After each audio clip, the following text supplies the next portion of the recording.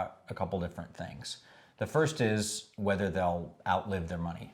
People are living a lot longer in retirement. They may be retired for 25 or 30 years, which can be about the same number of years that they worked. So they're very worried about running out of money. The second thing they're worried about is losing money actively right now. A lot of people are invested in the stock market. As everybody knows, the stock market's crashed. There are all kinds of scary things going on in the world. And so they're afraid that they are going to lose all the money that they need right before they need it. Especially true if they're like 60, 62 years old, getting ready to retire. We've seen that with some people. They come to us crying because they were planning on retiring. This happened in 2008, 2009.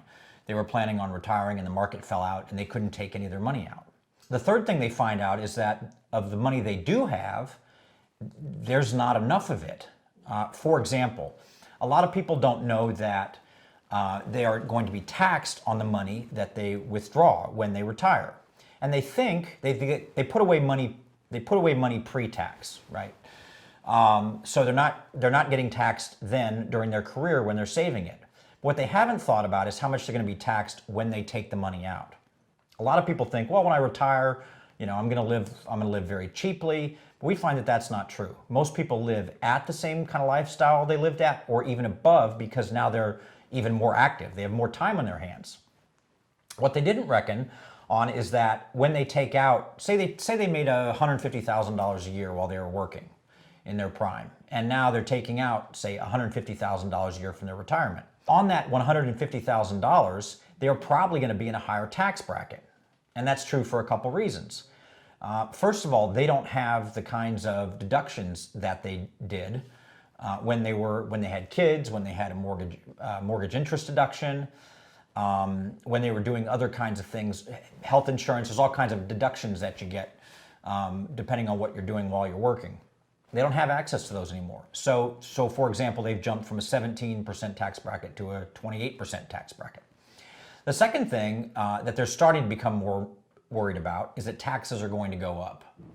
So we're sort of at historic lows here in terms of the tax rate for upper income earners. It's been as high as 71, 72% back in the 1930s. So with all the troubles in the world going on, Social Security going broke, healthcare costs are more controlled than they used to be, but we got all kinds of problems going on in the world. As people see those problems, they wonder, where's the money going to come from to solve them? If you believe in global warming, you think that New York's going to be underwater in 50 years. So where's the money going to come? Well, the government's probably going to raise taxes. And what happens to your retirement then? It gets sucked into all the government projects needed to solve lots of problems. They're worried about outliving their money. They're worried about getting taxed on their earnings or their money that they didn't suspect they would be taxed on. And then thirdly, taxes even going up even further.